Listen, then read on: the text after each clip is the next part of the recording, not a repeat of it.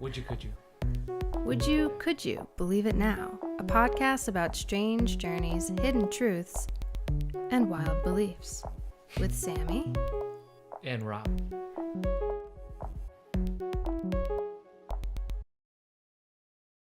And Jack's here, right on schedule. Right on cue. Yeah, he will be joining us again. This is what he does. What do you have to say, Jack? Wow.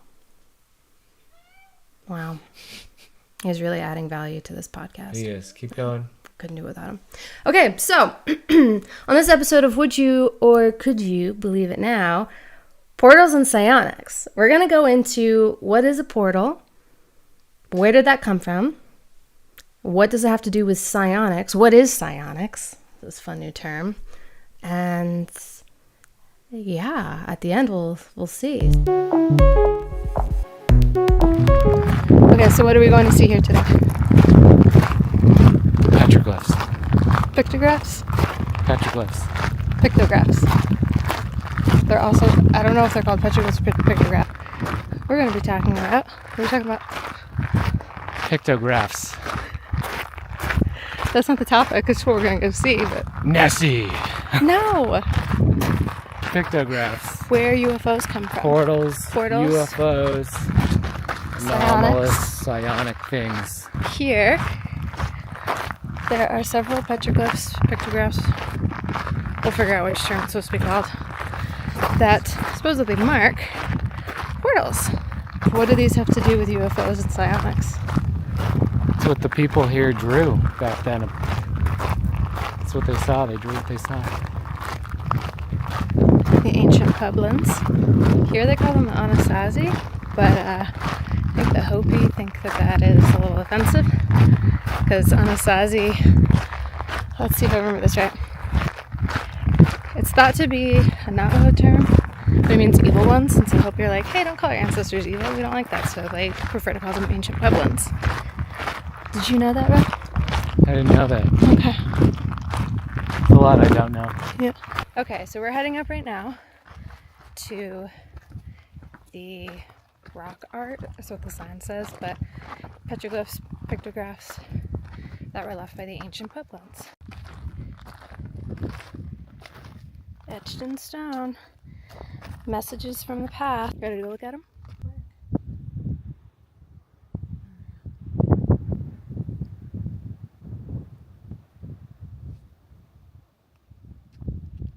I don't have service. However, I did look something up before we got here, and it's still here, so I will read it.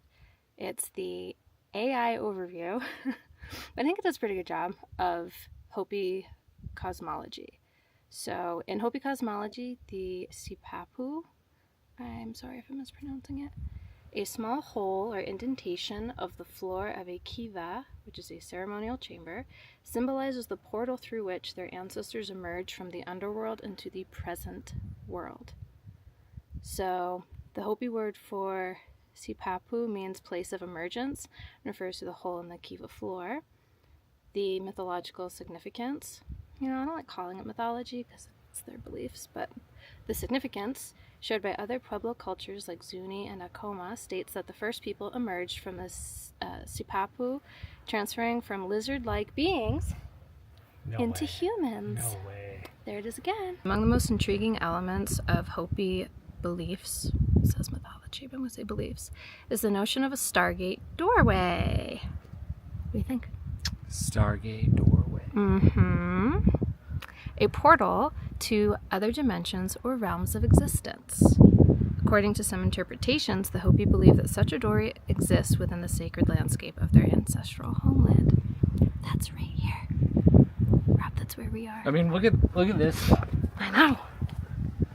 Like, what is that supposed to be? I don't know. There's more on this one. So this is one of the interesting ones.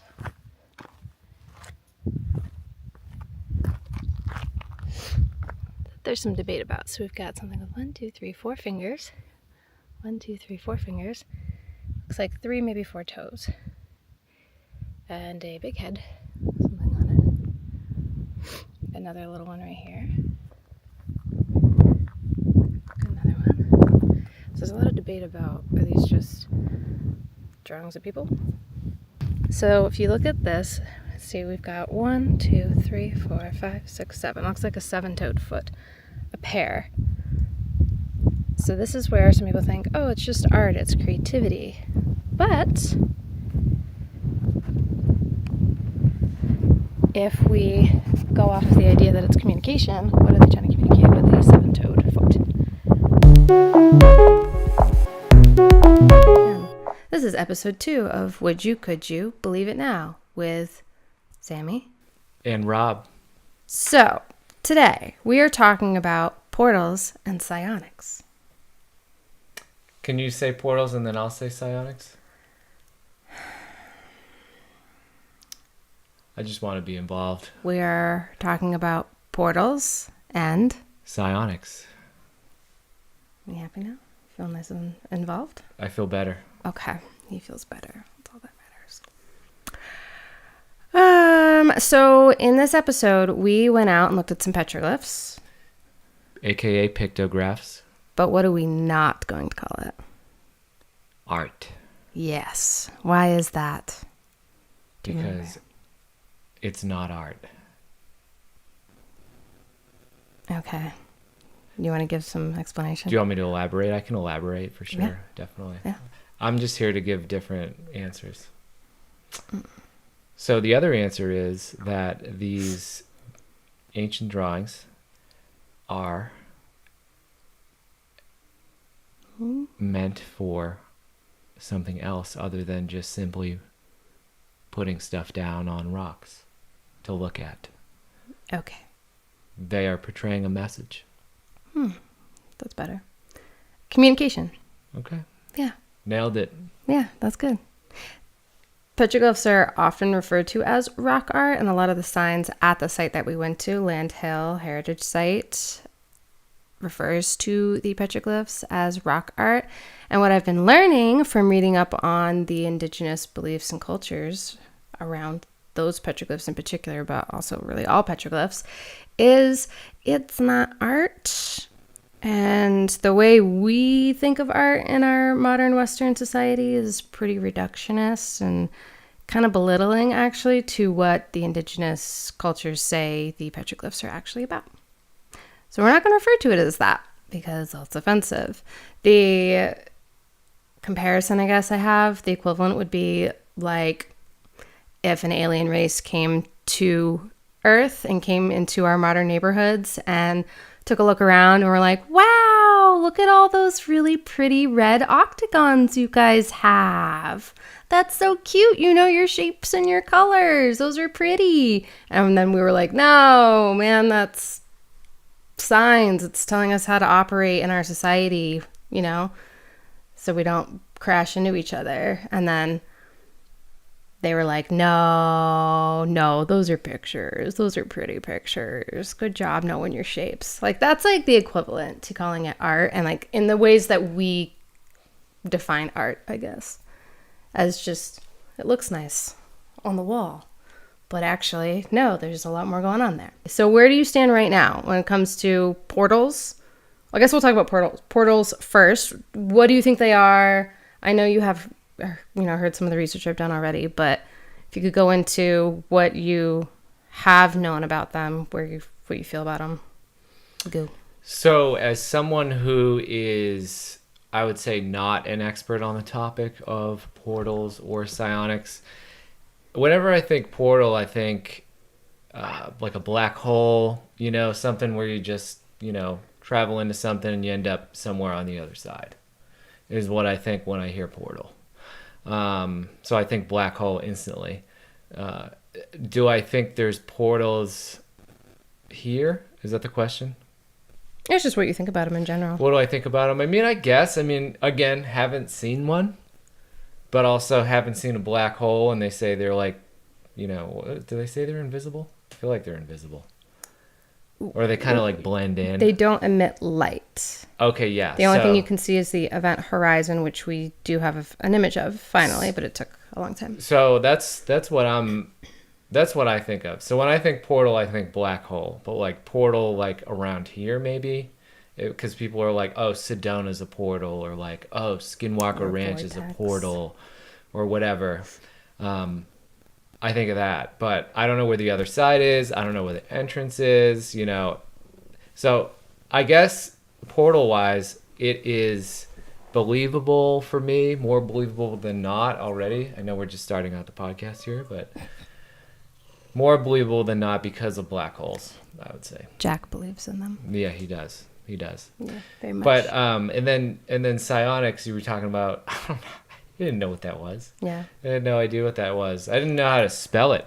I didn't even know how to say it, honestly. It's a new term to the public, but it's been used in parapsychology, which, if you don't know what that is, parapsychology is the study of paranormal events usually having to do with the brain, right? So that's going to be psychic stuff, medium-based stuff, telepathy, any paranormal event that occurs in someone's brain or psyche. So psionics is a term that's been used in the study of parapsychology to study psychic phenomenon. And they call it psionic. And let me see. I bet there's an official definition. Okay, so yeah, let's get the definition because I don't know what this is, and I feel like the terms always get changed up. Well, it's been popularized by Jake Barber and Ross Coulthart in the interview that they did, and now Jake Barber is doing Skywatcher, where him and his team, he was working in crash retrieval. So he was a helicopter pilot, and he was working undercover for a long time, and his cover story was that he was a mechanic, like an airplane mechanic, I believe. Yeah, like he just fixed the helicopter. Yeah, but then he was a pilot for I don't know, many years, like undercover, and he worked on crash retrieval. So it was his job to take the helicopter out and pick up a crashed whatever. So it could have been a military craft that they were testing and it crashed, or it could have been maybe I don't know, like an adversary craft that came over and got shot down, whatever. But then there's been the UAP, we don't really have a category for it, that he also claims to have gone and picked up and had some strange encounters with. So that's what that Ross Coulthart interview was about, which I'm not going to go that in depth about that today, but if you want to watch it, go watch it. It is interesting. But stay neutral, as always. Don't believe it, don't not believe it, just hold in the liminal space of, I don't know. Okay. Did you like that? Was that funny? Can you say that again? I didn't hear it. Oh. She's from Maine, northern Maine. Not northern Maine, southern Maine. No one's from northern Maine. Moose are from northern Maine. I was born in the yard. That's how they say born it. in Farmington. Pet Cemetery. Don't That's even how she talks. Don't try to mimic a Maine accent. Okay. You cannot do it. I can't do it, and I did live there for. You gotta have like a half a gallon of maple syrup in your mouth and then start talking. That's how you do it. That was actually a pretty fair depiction. Mm-hmm. Yeah. Sorry, guys. It's true. Okay. So yeah, psionic. It's been popularized by Jake Barber, and he's been using it to refer to a team of psychics that they are using to call in or summon, but a lot of people don't like that term, UAP and UFOs. But the official definition of psionic, according to Google, definitions from Oxford Languages, is relating to or denoting the practical use of psychic powers or paranormal phenomenon. Psionic communication. Yeah, I mean, that's exactly what I said. So, can you go back to that for a second? I just X'd out of the tab. Excellent. Control. No, just what's your question? I know it. You know it already. So, if you see a ghost, right, in your house, that's psionic? No, that would be part of paranormal, though. Relating to psychic phenomenon. So that's why parapsychology, it's going to be more related to, I mean, it could be part of a psionic experience if part of your psychic ability is seeing ghosts. So, but there's a lot of people who have claimed to see ghosts who would not also call themselves a psychic. But there are plenty that do say, yeah, no, I'm a psychic, and part of that is seeing ghosts. So it kind of depends. It could, but not exclusively. If you like go to a psychic and they're like, oh yeah, your dad's talking to me right now, that is a psionic event? Yes. Okay. Yeah, but it's a psychic medium. Coming up with new names for everything. It's a general term. It doesn't really pinpoint it, part of that. I mean, there are more pinpointed terms. It's just, this is the buzzword right now. So this is why we're talking about it. We're all about that. Yeah.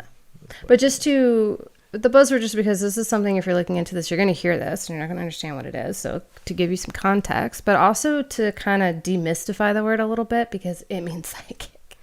It means psychic. The reason they're changing it, though, is because psychic is such a loaded term in our society that usually, if you're coming from a materialistic viewpoint and you hear psychic, you think, oh, that's, and you just check out and you just stop listening. Why do these words keep changing all of a sudden?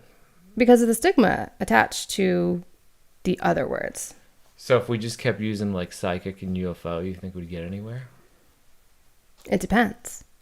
So think about it. If we're going to explain this topic to someone that we know is not into this, they're very like a traditionalist, materialistic mindset, right? And you say, oh yeah, they use psychics to summon UFOs. Are they going to keep listening? Imagine the most skeptical person you know. What are they going to say when you say that? They'd be like, shut up. Right. Okay. But it would be better than saying... Now, say they've never heard this term and they say, oh yeah, the military is using psionic assets to call in or to attract aerial phenomenon for purposes of research. Sounds a little bit sciencey. Right? Sounds a little scientific. You're going to listen to that, aren't you? It's the stigma. And UFO just means unidentified flying object. Right. Could be a frisbee at night. Right, but people have associated it to a silver disc with green aliens hanging out. So that's why they shifted it to UAP. It has more to do with allowing the population to be open clean to slate. What's kind of, yeah, a clean slate. Yeah. Yeah, because I don't know of any movies that involve psionics or psionic assets. You do, they just don't call them that. Right. It's the same thing. That's what I'm saying. It's the same thing. So if you have an issue with the word psychic but not with psionic, that's in here. Therapy. Go to therapy. So how do we tie this back to portals? Well, the idea is coming back to, where do UFOs, UAP, whatever you want to call them, where do they come from? I don't really know. I mean, we thought space. Right. Well, this is the question. So this is why these two things are connected. Portals and psionics, right? Or portals and psychics.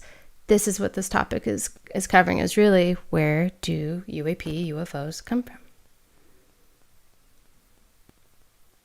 I mean... So there's a belief that they can come through portals, and that's kind of an ancient belief. It's based off the ancient indigenous idea of a portal, based on the research I've done.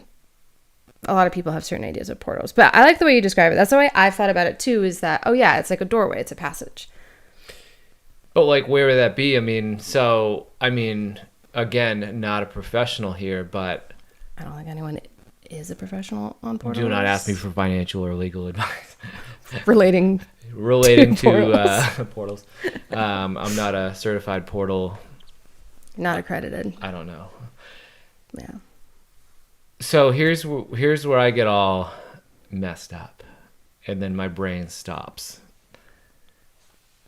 People are like, there's portals in, what did we say, Sedona, right? Sedona, or like, middle of the desert, Skinwalker Ranch. But then, because they're just trying to figure out where aliens come from, right? Because they're like, oh, there's like an energy, it like feels different. I mean, it's a much bigger, broader thing happening that varies person to person. Where would aliens come from? I mean, my initial thought after like... Okay, I shouldn't say where they come from, but how they're getting to Earth. Like it's more of like the mode of transportation. It's like, how did the spider get into my house? Did it come through the front door? Did it come through the window? Did it get through this tiny little crack? I mean, that's kind of a weird question to ask, because you're assuming things when you ask that question. Sure, maybe the spider was always in the house. Maybe the spider was always in the house. Maybe the spider was, has a nest in your closet or something, or it's in the attic and you never went in the attic. Today, we are specifically talking about this one entry point. So it's like we're talking about spiders that did come through your window or your door. And where are these? Like, it's an opening. So we're talking about spiders in particular that have to come through an opening, that they were outside and now they're coming into our space. How did they get there? Right? There's an opening somewhere. Well, where? Let's find them. There's like that concept. There's that Nimitz video of like the pill Tic Tac thing going. I don't know which one it is. Yeah, there's do. Well, there's the a Nimitz 2017 one, right? But there's more than one. I don't know. There's one where like the thing is like a little Tic Tac and it's like moving like this, and then all of a sudden it goes underwater, comes back up, goes underwater. Mm-hmm. So we know these things are fast, right? Mm-hmm. They go in the air. Jack. Yeah, Jack's. If you hear weird sounds, it's Jack. So these things are fast. They go in the air, and at least some of them can go in the water. Mm-hmm. I feel like we're getting away from the topic, though. We're really just trying to talk about the portals and the psionic aspect of it, like the where and how, if they go through a doorway. What are these doorways, and what do they have to do with psychics? Okay. Yeah. I'm just saying the doorway can be probably anywhere. It's probably underground. It's probably in the water. Well, getting back to our theme, though, could you believe it now? The idea is basically that we're talking about today is that psychics can open portals or reach in through portals and bring things in with them. Okay? This is the belief here that we are challenging today. Okay. So where do you stand on that? Psychics can open up portals and bring stuff in and out of those. Mm-hmm. And maybe even travel through them themselves. I don't know.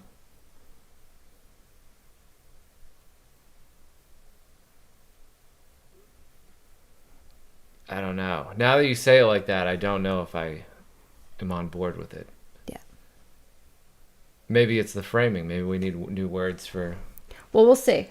I have a certain frame that I've put it in, which is definitely an indigenous lens. And then when we bring it through this lens, we'll see how you feel about it. I'm at black holes are real. Well, yeah, we portals have a picture of them. may be based off that. That's where I'm going. But a black hole... Excuse me. A black hole technically is a portal. Your front door is technically a portal. Okay.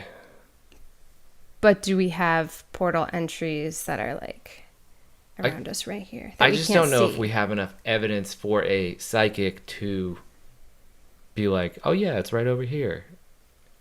And then, I'm going to throw this bag of Cheetos through it, and then it's going to go. Yeah, I think that's what people think, too. Like, there was that YouTuber. I do not remember the name of the YouTuber, but it was a YouTuber? Yeah. He supposedly was posting these YouTube videos of how he was able to open a portal up in his home, and he had stuff, like, dropping through randomly, but a lot of people are like, okay, he just edited that. He's just a really good editor, and a lot of people didn't believe it, but then he suddenly stopped posting. No one knows where he went. Yeah, I don't know. Do what you will with that.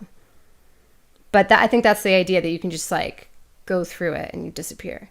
I don't know. So I'll say where I stand on it is, I don't know.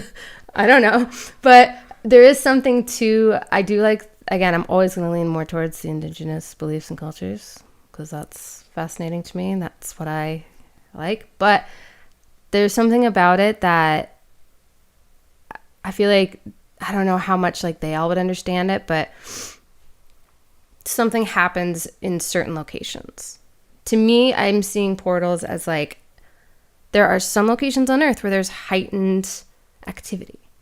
And there's certain people that seem to have heightened activity, and that there is some type of correlation between certain people having more experiences and seemingly attracting this stuff, and certain locations doing that too. And then if you combine them, now what happens? I think there's something to it. I've done the research. So. You have done the research. Yes. I just sit here and look. Okay. Well, let me get into it then.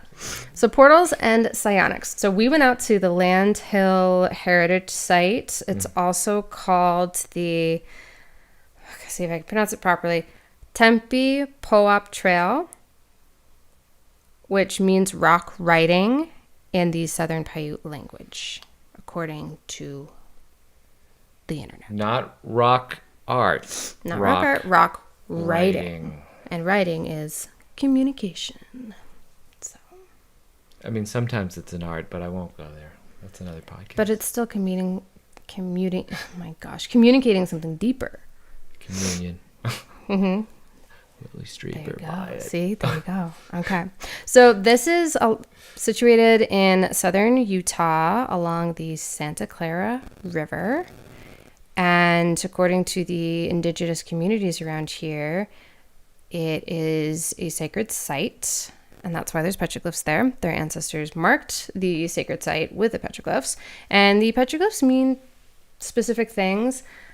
And I did my best to figure out what they mean. But something interesting that I found this video on YouTube that it was a presentation by Autumn Gillard from Cedar City, who is a Paiute descendant. And she was talking about some information about the culture, but something really interesting and how I got there is she was giving a presentation on, where was it? I have it. Oh, okay. On ancestral Puebloans and Paiute as astronomers and scientists of their times.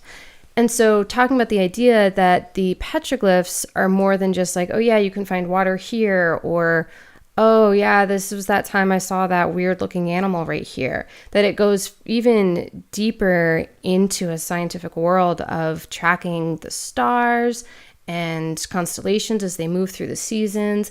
And there's a lot of agricultural information that, okay, you should plant this type of plant in this location during this time of the season when this constellation's over here.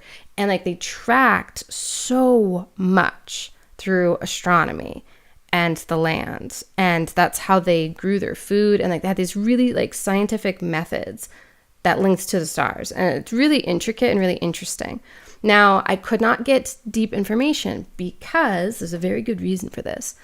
They intentionally keep the information and a lot of their practices closed to protect them, to protect themselves and to protect the information, because we have a really gross history here of people that weren't from here coming in and trying to mess them up on purpose.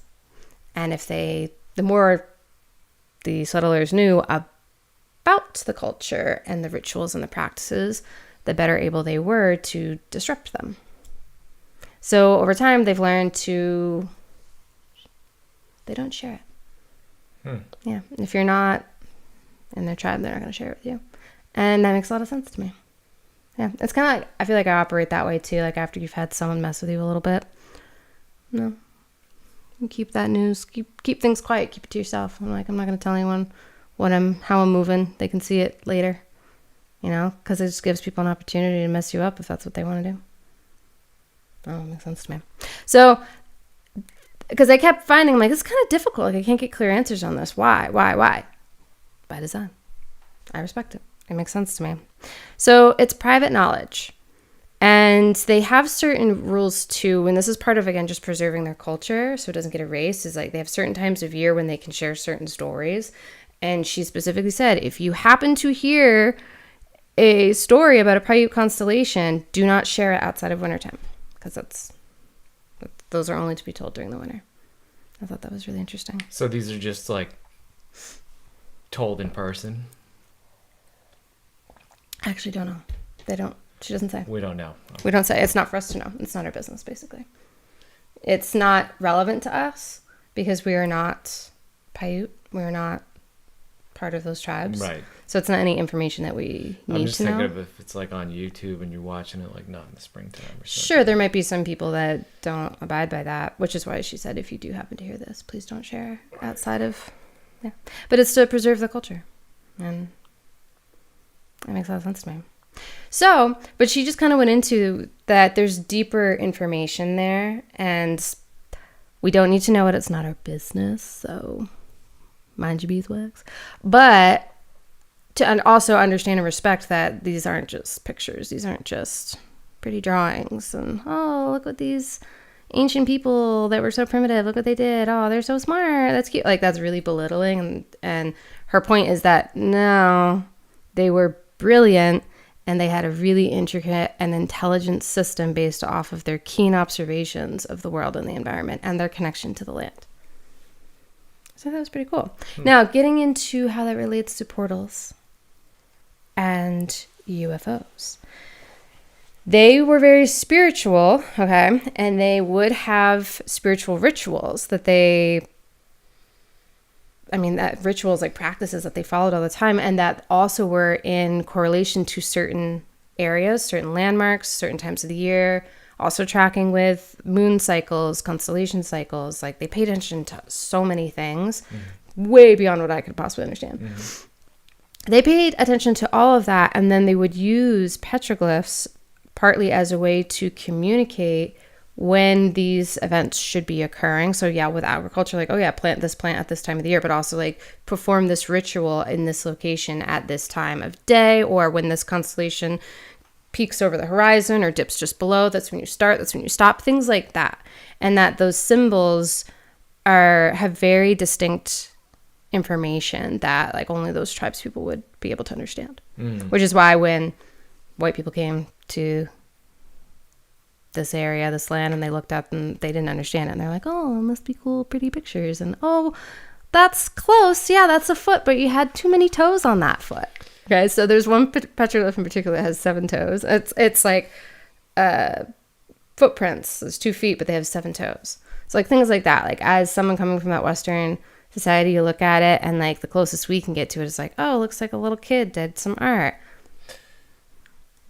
Don't do that. I just think it's interesting. It just kind of seems like they have like a collective consciousness. You know, those indigenous people. Yeah. Yeah. Because I don't know shit about my great grandparents. So you know what I mean? Like, it seems like in these tribes they have like a collective, like, hey, this is what this is. This is what that is. Don't do that. Don't do that. You know? Or like, so, I couldn't tell you what information my ancestors. No. Well, we got cut off. What you're talking about is they have really rich oral traditions, which, from what I've read, there's some researchers and some historians that actually find the oral traditions to be far more accurate than written records. And a lot of people try to criticize. I love this. I don't know who said this. It might have been like Graham Hancock or something. I don't remember where I read it, but they were like, okay, a lot of people's Western ideology, reductionist, materialist people's criticism of an oral history is, oh, well, it could be changed. Anyone could just say anything. You hear that bro voice. Okay, well, I'm just saying that. Could be changed. I just usually hear it from a white guy. That's usually the person saying it to me. That's all. Like, that's my imitation of a white guy. I don't know what to tell you. Sorry. Tell white guys to stop saying that stuff to me. You're not wrong. All right. So I understand the criticism. Like, oh, it's like a game of telephone. Like, anyone could have heard it, kind of funny. And then, but you're saying that from a severely lacking understanding of what an oral tradition is. And also, writing, anyone could have written something down. Anyone could have written something down too. Writing could be just as changed and altered as an oral tradition. Can I interrupt? It's called redaction, actually, and there's many counts of intentional redaction of historical and religious texts by various groups and leaders and religious institutions, specifically to change the record. The thing that's coming to mind right now, which I'm sure other people have thought about if they're still listening, is what about like telephone, you know? The game of telephone? Yeah. That's what I was just talking about.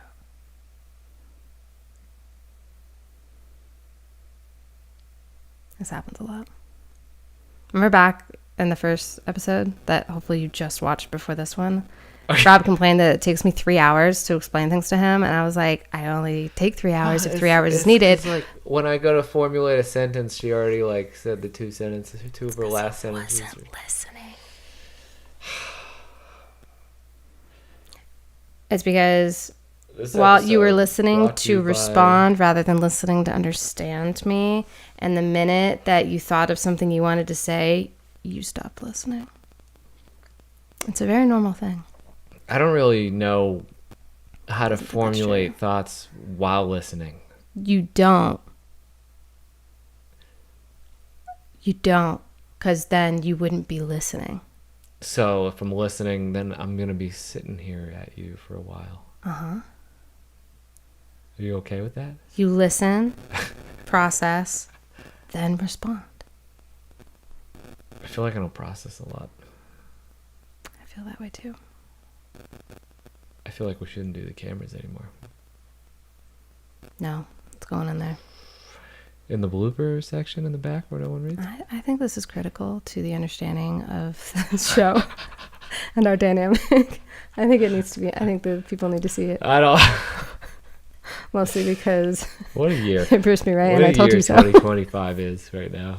We got this. Wait, if you want to be in charge of what goes in or out of the podcast, you go to school and get a degree in photography and videography.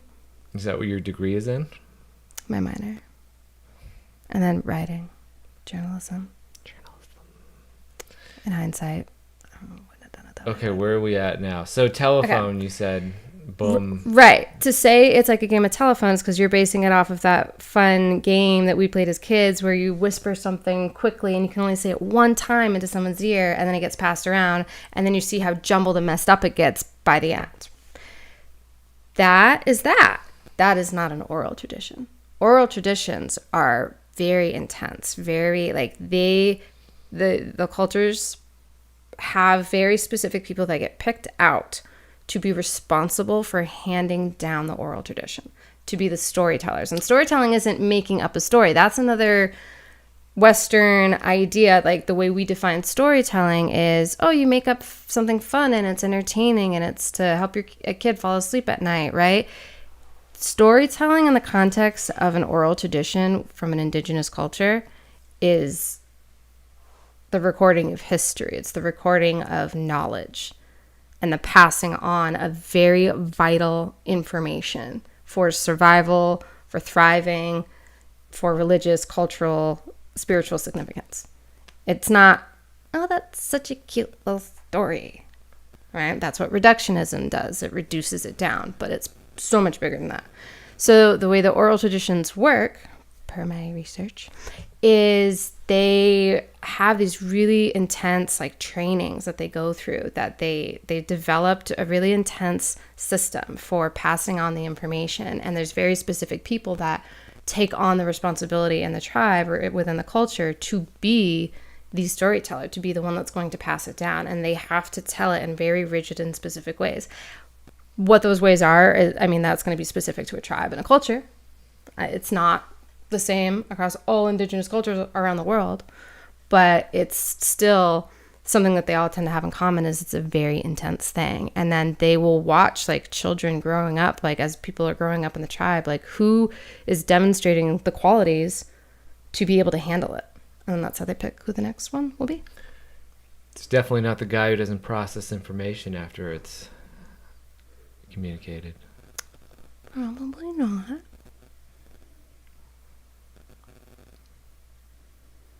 That's okay. We all serve our function and purpose. Someone's got to go out and collect berries. Don't you do that? You're a berry collector. I'll spat the water out on that.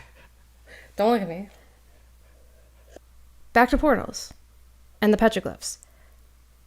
There is a lot of beliefs, and again, this is based off of the limited research I'm able to find online. At some point, I would really love to actually interview someone if they are willing and wanting to share this information. But also, we all need to respect that if we're not in the tribe, we don't get to know. Okay. So, no problem.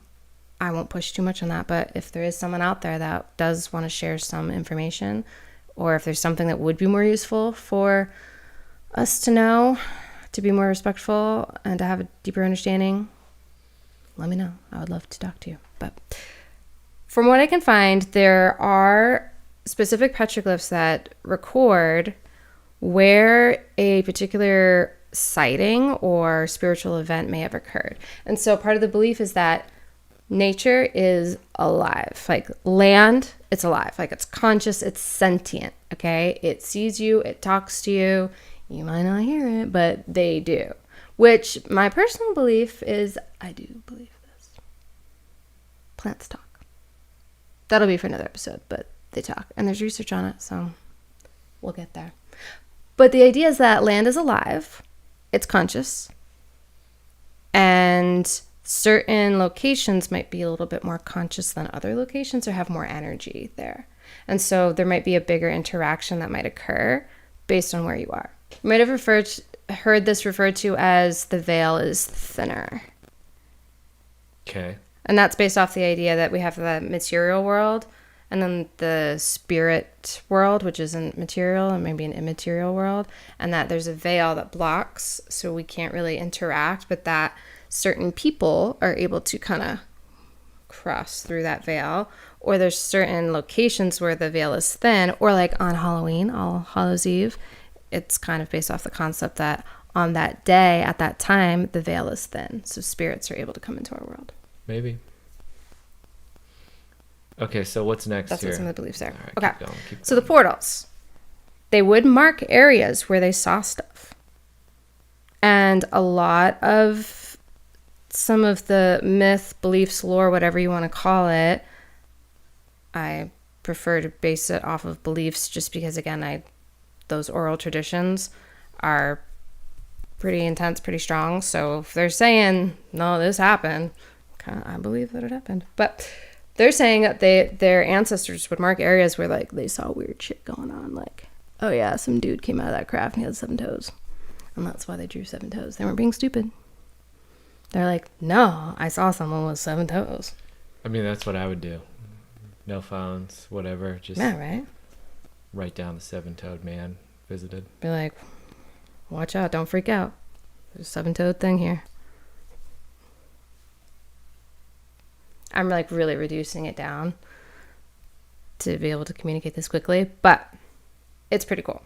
So now there are a lot of other common, I'm looking at my notes now, common motifs and their interpretations. Animal figures, it's depictions of bighorn sheep and other animals. They can be seen as symbols of sustenance, spiritual guides, clan totems, reflecting the deep connection between people and the natural world.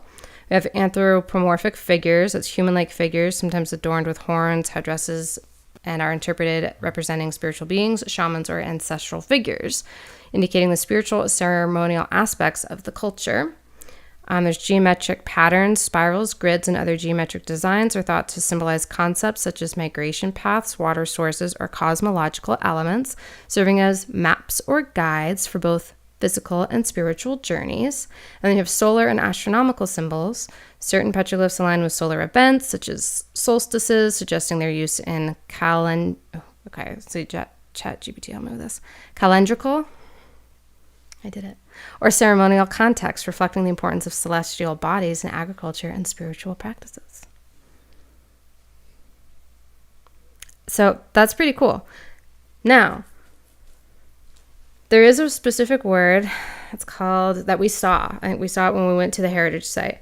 It's called a sipapu, and I'm very sorry if I'm saying this wrong, I probably am. But it's thought of as a sacred portal or a small hole or opening that connects this world with the lower worlds, previous worlds, and the spirit realms. And this was, I think it's a Paiute term. Or It does look familiar, Hopi yeah. term. And I think we saw it. There's going to be footage, so that's what that was.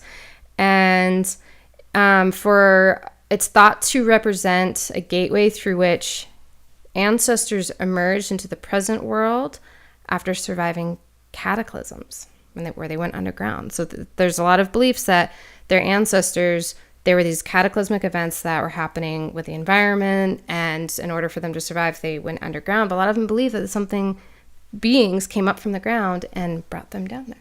And so they've marked areas where they saw this happening. And there's also, in the Hopi, some of the Hopi stories, there's sky beings that came and got them, and then there's ground beings, and sometimes they're called ant people. So some locations that are thought to be these portals is Mount Shasta in California. Mm-hmm. There's Shiprock in New Mexico. The Sedona vortexes. Okay, yeah. Yeah, we've heard of that. Bear Butte in South Dakota. Bear Butte. It's definitely a butte. You're beautiful. This is a very sacred and important site. Do not make fun of it. Oh, please cut that out. And the Four Corners region. Now, we live in a very interesting area where there seems to be possibly one of these portals. It's at very least considered sacred. It's a sacred site. It's a very spiritual location. The petroglyphs communicate that. Right. So that's pretty cool. Now, I could go on about this for a very, very long time. She could. Hours. And I'm probably going to want to revisit this at some point. We'll do another episode on it. But now I want to get into the psionic part. Okay. Now, psionics, psychics, or psionic assets. That's referring to a person that has an extrasensory ability, a paranormal ability, a parapsychological ability, where they seem to be able to interact with a realm that the material world doesn't really understand, that science hasn't quite figured out as far as we know. Maybe they figured it out and they're just not telling us. I don't know. But something that is involved within psionics is telepathy, remote viewing, psychokinesis, it's like moving objects with your mind, energy healing, clairvoyance, clairaudience, or all the clairs, there's several of them, and mind-activated technology or travel, which is the one that they're working on with Skywatcher, and or supposedly what the government is interested in, is operating technology with the brain. Which was pretty cool. That's pretty cool. I don't know how that works, but it's pretty cool. I don't know. So, the idea, though, and this goes back to the indigenous cultures, too. They have similar beliefs that, yeah, there's some people that can really, really do this. And they were, like, spiritual leaders within their communities. They might have been shamans. I think mostly they would have been thought of as shamans. And again, this is going to vary from culture to culture, and a lot of these cultures do keep it closed and private, so exactly what it is I don't know, but shaman seems to be the word that I was able to pick out as being shared.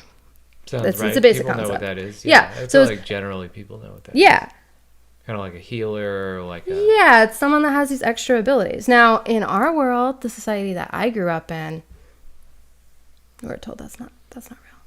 That's a myth. That's lore. It's not real. No one actually has those abilities. No. And if they do, no, they don't. If they do, they're a grifter. They're lying. They're a trickster. And listen, I know tricksters exist. They do. And I know there's some pretty intense psychological things and tricks that people can pull that'll seem like, ooh, it's psychic ability. But I kind of have to... There's a point, though, at which... Whoopsies. There's a point, though, at which... we call it a psychological trick when we understand how it works. We call it magic when we don't understand how it works. So how much of these psychological magician tricks is psychic ability? Actually is. We just won't think of it that way because we can track how it works.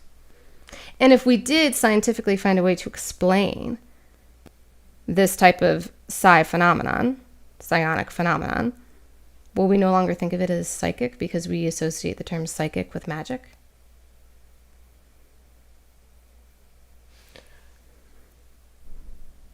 I'm processing.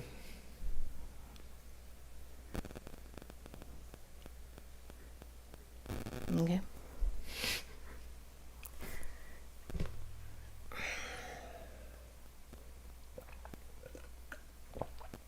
Did you hear it? Do I need to say it again? I heard it. Okay. It's just, you're just waiting for a I see why you interrupt now.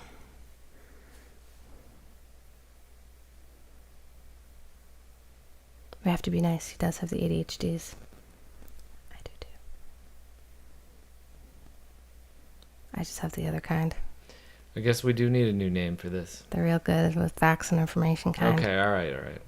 I don't need to respond. It's fine. Opposite ends of that spectrum. That's all I'm pointing out. respond. Okay, no respond then. I'll keep going. Okay. So the idea is that some of these shamans, these people that have these extra abilities, are able to open portals with their minds and travel through them. Some believe to be able to actually physically go through them. Some of them it's in dreams they go and visit, or in like these meditative spiritual states they go through them. Now, catching up to what's going on out in the desert with the Skywatcher team. They showed, if you watch, they have part 1 and part 2 out right now, and there's their whole thing is that they're going out, they have equipment, they have cameras, and they have these psionic assets, these psychics who are calling in these crafts, and they're catching it on video. They're using other devices to monitor and collect data to understand what's going on, and using a scientific process, and that they're trying to figure out ways that they can replicate it. And that's kind of the stage they're at right now. And that their point is that what they say they're going to do is, once they have the information, once they have footage and have some things figured out, they're going to put it out to the public pretty much as soon as they can, which is cool. And so far they seem to be doing that. I don't know. Do we fully believe it all? I don't know. Stay there. I don't know. Right?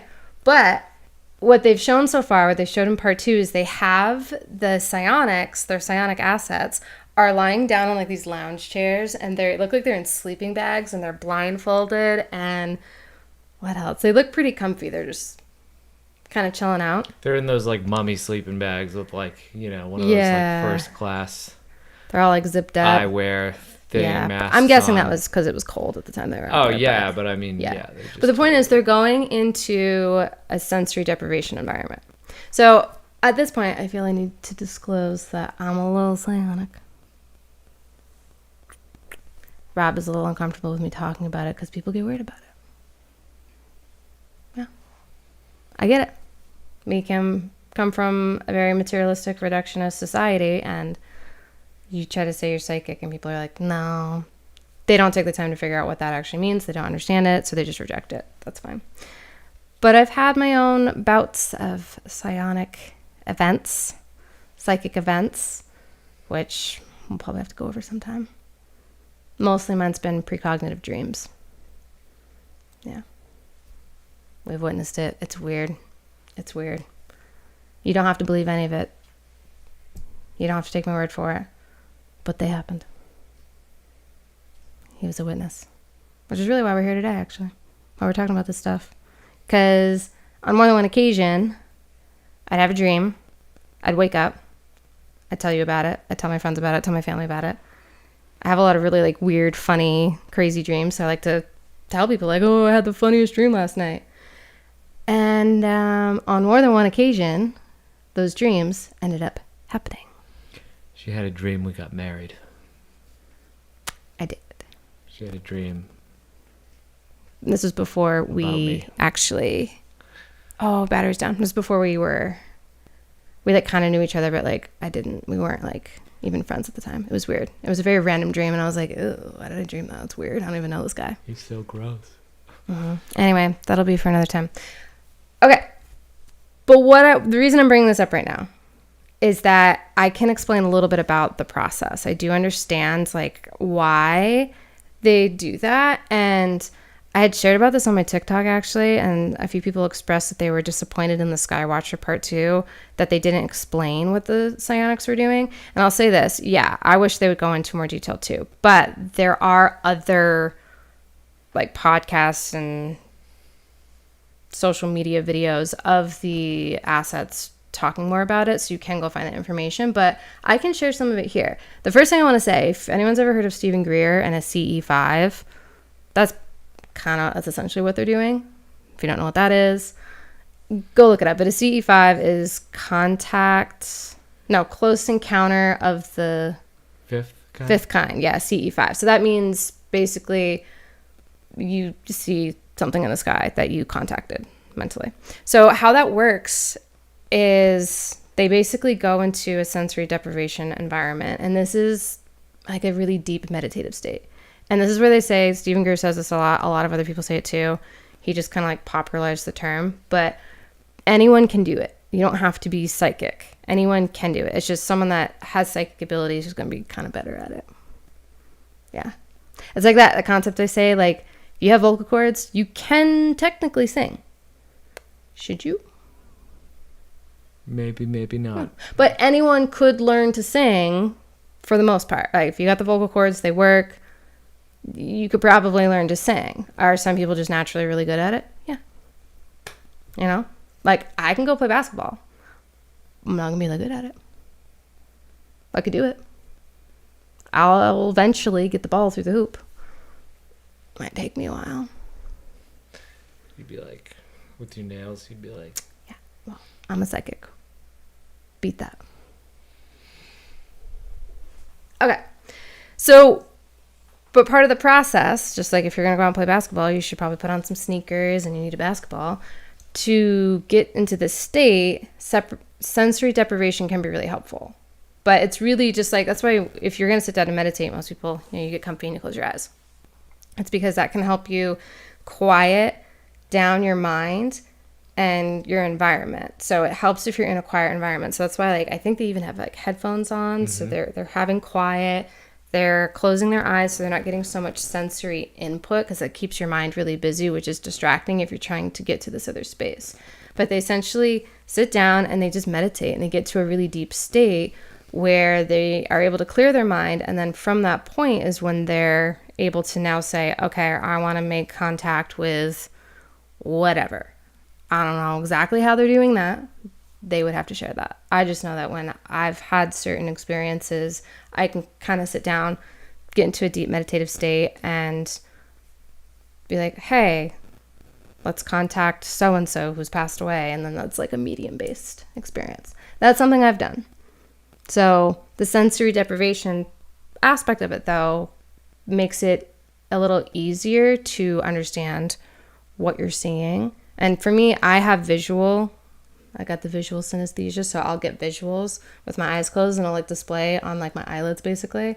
But I have done the sensory deprivation tank before, where you like float in the water. Yeah, and there's no sound. I've done it twice, and there's no sound. There's absolutely no light, and then you're floating in this like body temp water, salt water. Salt water. So you float, and you kind of like start to disassociate with your body. You kind of like can't feel it anymore. And like I have my eyes open. All right. And I didn't even know it, but I was spinning around in the water because I eventually slammed into the side of the wall of the space. And then, but I was seeing full blown things. So at the time, this was long before I like knew all this about myself. I was like, oh, I'm hallucinating. Cool. That's what I thought it was. Completely sober, like didn't take anything. Oh, I'm weird. Cool. Purely just in a sensory deprivation. But I thought like, oh, everyone must have this experience. And then I come out and talk to people, and they're like, you're like, is this pot water? What did I just drink? Completely sober. I'm like, oh yeah, there was colors, there was music. I was just spinning around and like without even trying. Again, a story for another time. But essentially, it can heighten these other things that maybe your brain is picking up on. And so that's why they do that. And that's kind of how they do it. And then in that space is where they go to then try to make contact with whatever's out there. Yeah, it's pretty interesting. Very interesting. Very interesting. So now from that space, they're saying that they are able to look for crafts, look for these UFOs, UAP, and they're able to talk to them. They're even able to possibly take remote control of the crafts and fly them. And there's reports that they can land them. I don't know. I have never tried to do any of that, by the way. I feel like, no, we'll leave that to the experts. There's also a lot of controversy that perhaps it's not ethical because it's like maybe you're interfering with them somehow. And a lot of people do not like that they call it summoning because they think that's disrespectful. I mean, that would be incredible. It should be an invitation. I've never seen anything like that before. I don't know. I don't know. We'll see. We'll see what they put out. Yeah. But that said, the idea of portals and psionic assets is a really old concept. Once again, it goes really far back into all these indigenous cultures. And also, if you've been watching The Secrets of Skinwalker Ranch, they're doing data, or they're collecting data, and they've supposedly been able to trigger an opening of a portal. And they even have like imagery, like from, I don't even know what it is. It's like electromagnetic, like electromagnetic topographical type. Like imaging, where they're using this like, type of sonar, or I don't know what it is. Sometimes I don't. I think it's LiDAR. I think they're using LiDAR to. They have a few things. We've seen the show to map out like the energy fields that are coming up out of the ground. And what's interesting about it is the pictures almost look like a swirling cone, looks like a which kind of match going some up of these. To like the whole. Yeah, it kind of looks like some of the petroglyphs Through the clouds. So and stuff. Pretty weird. I think that's cool. To me, the reason I like to go back into history and look at this stuff is to see how long have people been talking about this. Because I think we tend to see it and it gets like presented to us as if this is a brand new thing, a brand new concept, but it turns out now it's actually really, really old. To me, that gives it more credibility. But I want to hear from you now. Could you believe it now? I feel like I'm a little more believable. I feel like I got a little better, but I still don't know. Mm-hmm. I feel like I gotta watch this Jake Barber guy a little bit more. Yeah. It's like control, because like I don't know, control with my mind. Like maybe. Okay. Maybe quite a claim. We'll say this based off of what you know. They don't know yet. We'll have to share in another episode. But what you've seen happen with me. How does it make you feel about this concept when you put it through that context? Potentially. Mm-hmm. Yeah, same. I feel like that's, in general, no, I don't understand this full concept, and I'm not just going to believe what these guys are saying. But because of my own experiences, it definitely opens me up more to the concepts. Mm-hmm. And I'm always like, give a lot of credibility to indigenous beliefs and knowledge because there's a lot going on there. Right. It's pretty cool. Right. So I guess we'll see you next time. Yeah. It was pretty good. I got 1% battery left, so we're going to have to wrap this up. We're going to have to wrap it up. This is our second episode of Would You, Could You? But next time on Would You, Could You Believe It Now? We will be talking about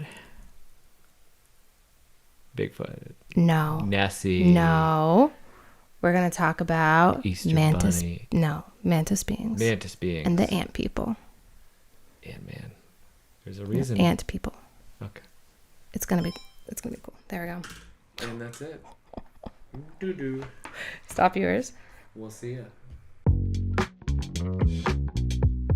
Ground beings. Sometimes they're called ant people. I'm gonna do a whole video on that too. Don't worry, that one's coming up for a whole podcast. Why Ant-Man was like a movie.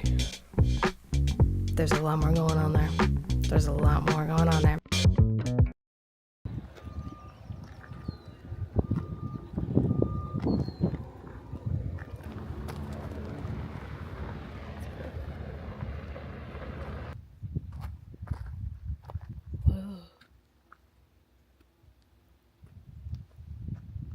Go in. Oh, wow. Okay, we have the Hogan Navajo. The Navajo or Dene people created the Hogan-style house for dwelling and ceremonial purposes. When the first man and first woman made the first Hogan, the holy people instructed them. They were told that the Hogan represents the universe and everything that is in harmony with life. According to Dene history, life is to harmonize and to value elements from the surrounding area. That's beautiful. Let's take a look at it.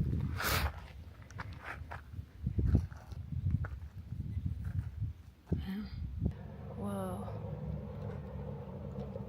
It's used for ceremonial purposes. It's not ceremonial. Oh boy. Something making sound in there. Okay. Don't climb it. Very disrespectful. It's back at the Jeep. Rob almost didn't make it. My question is, are these UAPs choosing to come through, or are they like falling into it? Is it like a hole that's getting opened up by the psychics and then they're falling in? I don't know. Or by, we think maybe a frequency that whatever machine they're using? I don't know a lot. So that's where it could be. Like, are we doing something out there? We'll see. We're going to research more and then we'll see where we land. Okay. Hopefully we don't fall through a portal. Alright. Drive through a portal. No jokes. It's not funny. It's very serious. Yeah, Jack wants to come up. Go ahead. Let him up. Go on, Jack. He's going to come up. Come on. Come on. Get in there. Alright, so I might scratch. he's going to scratch my whole lap here. Yeah. Oh! Yeah. Oh my god. Okay. Okay, Jack. This is what you wanted? Yep. Say your part. That's it? Okay. Goodbye. Uh-huh. Goodbye. He's trying to... Okay. Okay. All right. All right.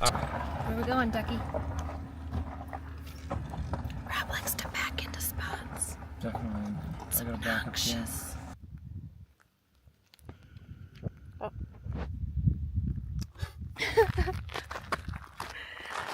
That's a Rob in the wild. So you excited for this one today? Oh my gosh. Is that your mating call? Maybe throw that one out. I don't know. You're making me work really hard editing these.